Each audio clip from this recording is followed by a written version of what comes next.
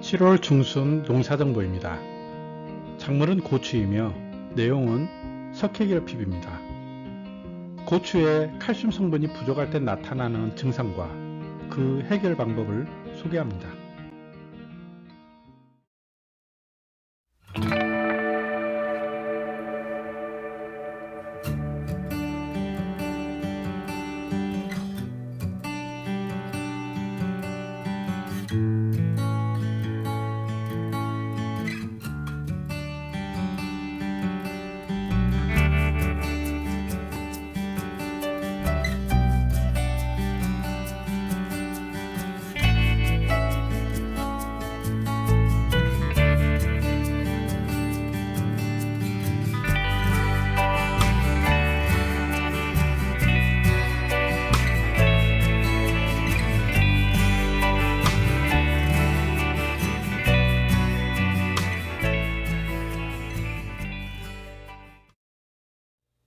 기온이 높고 토양이 건조할 때 고추 열매가 물러지는 부패가가 발생합니다. 시기적으로는 고추가 한창 달리는 7월, 8월에 나타납니다.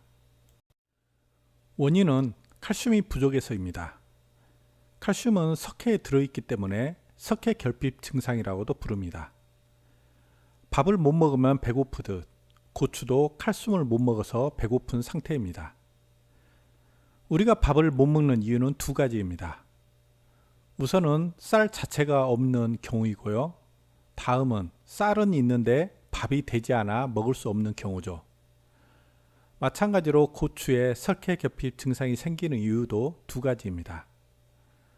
우선은 토양에 칼슘 양분 자체가 없는 경우가 있고요.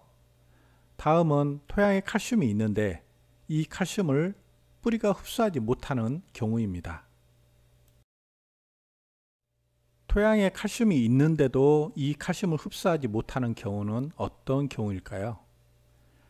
하늘을 나는 스포츠인 스카이 다이빙을 하려면 하늘로 올라가야 하는데 인간은 새가 아니기 때문에 스스로 하늘로 올라갈 수는 없습니다.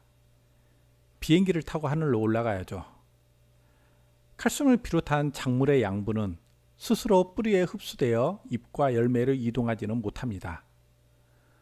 물에 녹은 상태에서 물이 흡수될 때 같이 흡수되어 이동하는 거죠. 물이 흡수되지 않으면 칼슘도 흡수되지 않습니다. 가물어서 물이 흡수되지 않으면 토양에 칼슘이 있더라도 흡수되지 못해 칼슘 결핍 증상이 나타납니다. 가물 경우 석회결핍 외에도 고추대가 시들고 꽃과 열매가 떨어지며 열매 모양이 이상한 기형과가 발생하기도 합니다. 칼슘은 식물의 세포막을 형성하는 요소이므로 식물체를 단단하게 합니다. 칼슘이 부족하면 열매가 단단하지 못해 물러지고 썩게 됩니다. 칼슘은 다른 양분에 비해 흡수나 이동이 불량하므로 생육이 왕성한 시기에 건조하거나 다습한 경우, 온도가 너무 높거나 낮은 경우, 질소비료를 과다하게 준 경우에 칼슘 부족 현상이 발생할 수 있습니다. 칼슘을 줄 때는 물이 부족하지 않도록 하며 아침이나 저녁에 살포하는 것이 좋습니다. 농도가 진하거나 농약 등과 섞어서 사용하면 잎에 검은 얼룩이 생기는 등 약해가 발생할 수 있으므로 주의 바랍니다. 석회결핍 증상은 탄저병과 비슷한데 석회결핍은 열매만 나타나는데 탄저병은 열매뿐만 아니라 잎과 줄기에도 발생합니다. 석회결핍 고추는 꼭지가 누렇게 변하고 열매 부위 중에 주로 끝부분이 문드러집니다.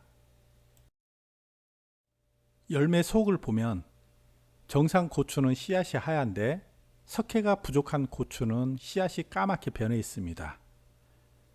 특히 끝부분의 씨앗이 까맣게 되는데요. 상수도의 수압이 약한 경우 언덕 끝에 있는 집에는 물이 못 가서 안 나오는 것처럼 이동성이 약한 칼슘은 부족한 경우 끝부분의 피해가 심합니다. 석회결핍은 대부분 수분이 부족하여 발생하므로 토양에 물이 부족하지 않도록 일주일 간격으로 밭에 물을 주며 석회결핍 증상이 나타나면 염화칼슘 0.3에서 0.5%액을 연면 시비하시길 바랍니다. 염화칼슘 0.3%액은 물 20리터에 염화칼슘 60g을 녹인 물입니다. 즉, 물 한 말에 염화칼슘 종이컵의 절반입니다. 염화칼슘은 습기를 흡수하는 성질이 있어서 제설제, 제습제, 두부 만드는 간수로도 쓰이는 물질입니다. 고추 연면 시비를 할 때는 공업용보다는 불순물이 적은 식용 염화칼슘을 구매하시길 권합니다. 염화칼슘 구입처는 시내 화공약품 파는 곳이나 인터넷 쇼핑몰에서도 구할 수 있습니다. 25kg짜리 한 포대에 3, 4만 원으로 매우 저렴합니다. 농자재 마트에서 파는 칼슘 영양제는 이보다 수백 배 비싼 편이죠.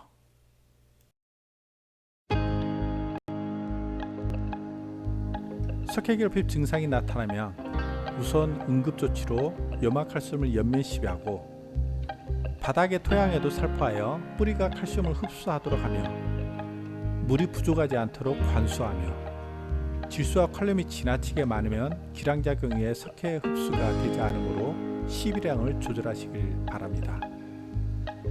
지금까지 고추 석회결핍에 대한 설명이었습니다.